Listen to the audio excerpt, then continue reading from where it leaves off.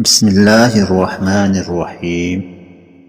سامعین گرامی، السلام علیکم ورحمۃ اللہ وبرکاتہ۔ اللہ تبارک و تعالیٰ آپ سب کو اپنے حفظ و امان میں رکھے۔ آج آپ کی خدمت میں سورہ فاتحہ کی طاقت کے بارے میں، سورہ فاتحہ کی اہمیت کے بارے میں نبی کریم صلی اللہ علیہ وسلم کا ارشاد مبارک، احادیث مبارکہ کی روشنی میں سورہ فاتحہ کی اہمیت اور فضیلت، زمینوں اور آسمانوں کے خزانے آنے والا معجزاتی وظیفہ شیئر کیا جائے گا۔ اس سورہ کے بہت زیادہ فضائل، بہت زیادہ مناقب کتب احادیث کے اندر وارد ہے۔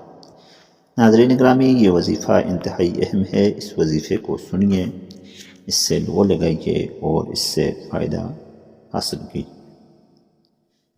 محترم ناظرین، سورہ فاتحہ کے اندر 7 آیات ہیں۔ یہ قرآن مجید فرقان حمید کی سب سے پہلی سورت اور ایک رکوع پر مشتمل سورت ہے۔ فاتحہ اس وجہ سے بولا جاتا ہے کہ اس سے قرآن مجید کی ابتدا یعنی شروع ہوتی ہے۔ اس سورت کو بہت سے فضائل، بہت سے مناقب کے لیے استعمال کیا جا سکتا ہے۔ سورۃ الحمد بھی اس کا نام ہے، سورہ فاتحہ بھی اس کا نام ہے، ام الکتاب بھی اس کا نام ہے، اور اس طرح اس کے اور بہت زیادہ معنی، مفاہیم اور مطالب ذکر ہوئے۔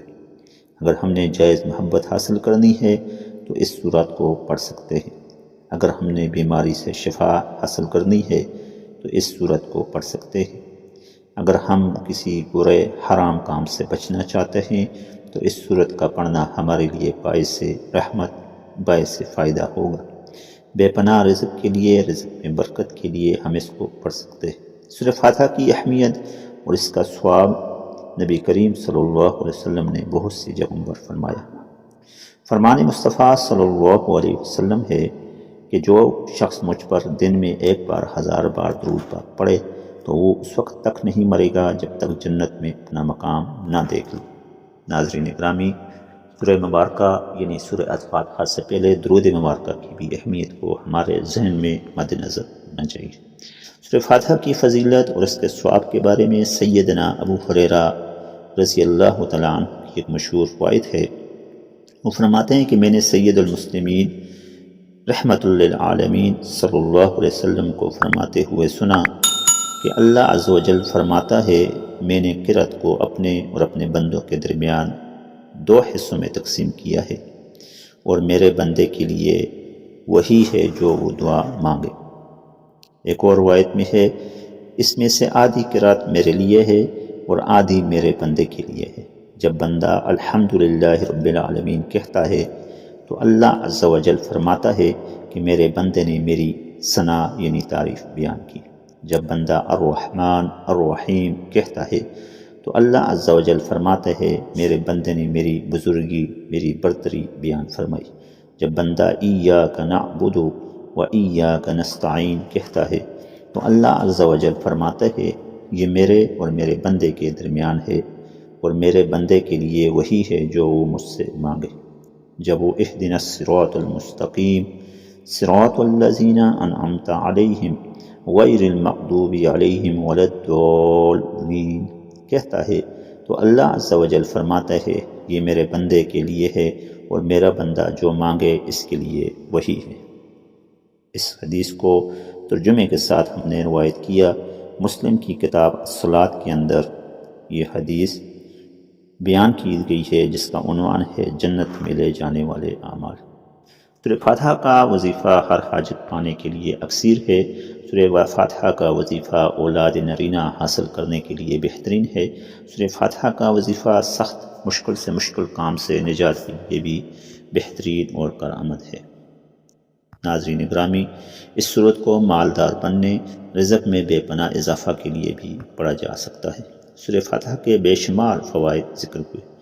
جب یہ سورہ نبی کریم صلی اللہ علیہ وسلم پر نازل ہوئی تو آپ صلی اللہ علیہ وسلم نے فرمایا کہ یہ سورہ مجھ پر عرش کے خزانوں سے عطا کی گئی، گویا ایک زبردست خزانہ ہے۔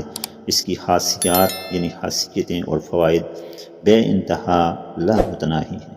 ہر جمعرات کے دن پاک صاف ہو کر کپڑے پہن کر خوشبو لگا کر اس سورہ مبارکہ کو پڑھنا چاہیے 380 مرتبہ، یعنی 380 مرتبہ الحمد شریف اول آخر 111 مرتبہ درود شریف کے ساتھ پڑھیں تو انشاءاللہ اس سے رزق، دولت، مال سب میں برکت آ جائے گی۔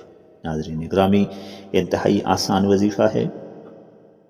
جمعے والے دن پاک صاف ہو کر خوشبو لگا کر 380 مرتبہ اس سورہ مبارکہ کو پڑھنا ہے۔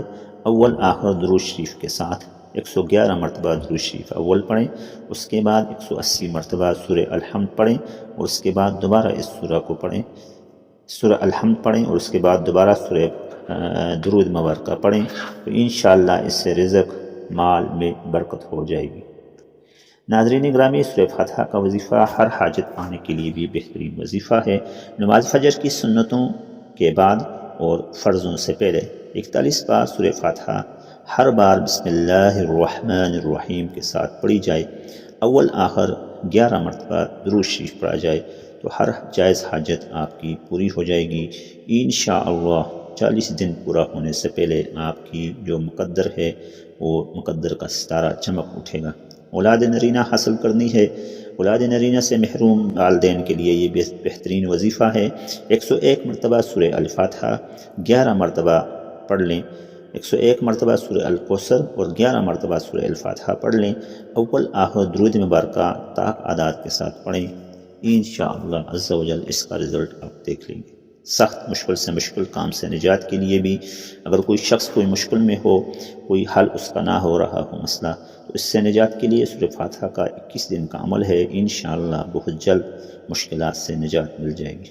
عمل یہ ہے کہ عشاء کی نماز کے بعد 14 مرتبہ درود شریف پڑھیں، پھر 2 رکعت نماز قضائے حاجت ادا کریں، پھر 14 مرتبہ درود شریف پڑھیں، پھر سورہ الفاتحہ 14 مرتبہ، پھر 14 مرتبہ درود شریف۔ یہ وظیفہ جمعہ کے دن عشاء کی نماز کے بعد کرنا ہے۔ ناظرین گرامی، دوبارہ ہم ریپیٹ کیے دیتے ہیں، جمعہ کی نماز کے بعد، عشاء کی نماز کے بعد، جمعہ کے دن عشاء کی نماز کے بعد 14 مرتبہ درود شریف، پھر 2 رکعت نماز قضائی حاجت، پھر 14 مرتبہ درود شریف، پھر 14 مرتبہ سورہ الفاتحہ، اس کے بعد 14 مرتبہ ہی درود شریف، اور کرنا ہے یہ وظیفہ آپ نے جمعہ والے دن، انشاءاللہ آپ کو اس سے شفا مل جائے گی۔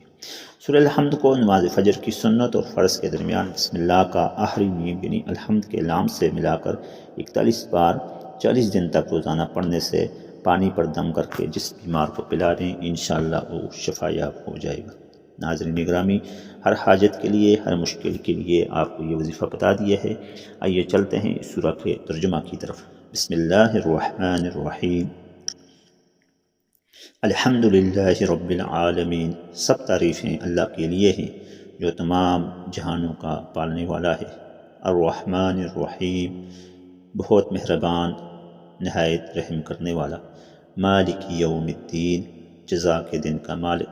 ایاک نعبد، اے اللہ ہم تیری ہی عبادت کرتے ہیں، وایاک نستعین، اور تجھ ہی سے مدد چاہتے ہیں۔ اہدنا الصراط المستقیم، ہمیں سیدھے راستے پر چلا۔ صراط الذین، ان لوگوں کا راستہ، انعمت علیہم، جن پر تو نے احسان کیا، جن پر تو نے نعمتیں کی۔ غیر المغضوب علیہم، نہ کہ ان لوگوں کے راستے پر چلا جن پر تو غضب ہوا، جن پر تیرا غصہ ظاہر ہوا۔ ولا الضالین، اور نہ بہکے ہوئے لوگوں کے راستے پر چلا۔ ناظرین گرامی، وظیفہ آپ نے سن لیا ہے۔ اللہ تبارک و تعالی ہم سب کا حامی و ناصر ہو۔ السلام علیکم ورحمۃ اللہ وبرکاتہ۔